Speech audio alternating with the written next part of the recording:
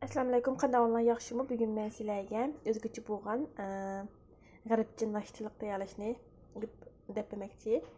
Buningga men bu mo'gorimni yuvib to'g'rab oldim. Qizil murch, ko'k murch, yog'ni. Oldi bilan men tavamga muvafiq miqdorda may qo'yib qizitib olaman. Qizitib bo'lgandan keyin bularni qo'raymiz. Mana bizning yog'imiz qizidi. Ben qizil murch, kökmüşlerini azırak aralashtirib qo'rib olaman.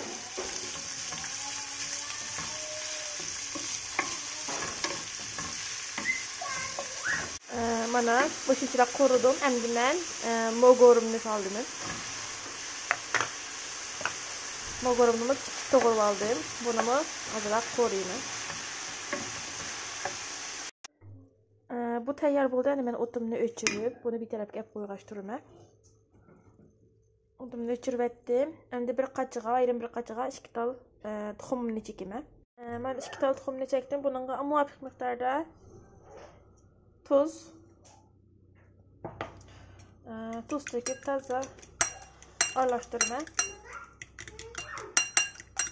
Tavanlarning cho'ng kichikligiga asosan tuxumni azliq qilsam bo'ldi. Mendan qarab baqsam bu tavamga 2 tuxum sal oz kelgudek. Shunga yana 1 tal tuxum chekib etaman. Toplam 3 tal tuxum bo'ldi mening. Tavamga cho'ng'aliq uchun 3 ni qildim. Normal yana kichik bir umoq tavalar bo'ldi. Shu tava bo'lib qolsa 2 ni qilsam bo'ldi. Mening sal cho'ngroq tava, shunga men 3 ni qildim.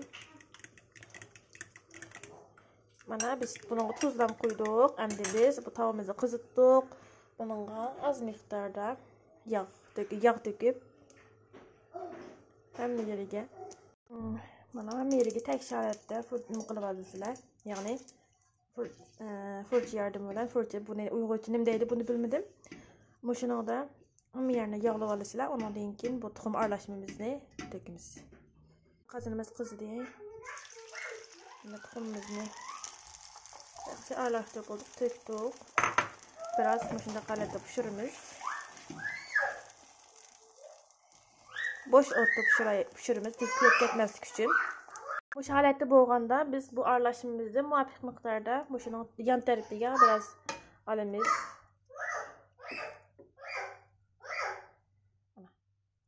Mush taraflarga biraz olamiz.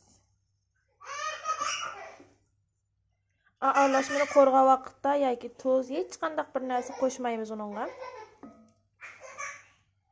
Mush holatda bo'ldi-ku, yan tarafiga qildik. Endi biz bu tarafdan ekilib, buni yaxshi bir shaklda buning ustini yo'gaymiz bu holatda. Mana. Agar xohlasanglar arasiga kashar peynir bor-ku, endi so'zalib pisak qilgan, shuni ishlatsangiz bo'ladi. Bu holatda pishiramiz. 2 minut mush holatda pishiramiz. Agar bolaringlar ko'ktat yaxshi ko'rmasa, mening bolalarim yaxshi ko'radi. Ko'ktat yaxshi ko'rmasa, peynirlamsab qilib qo'ysanglar bo'ladi. Biz buni taqsimizga olsak bo'ladi. Mana biz buni bu shaklda bu taqsimizga oldik.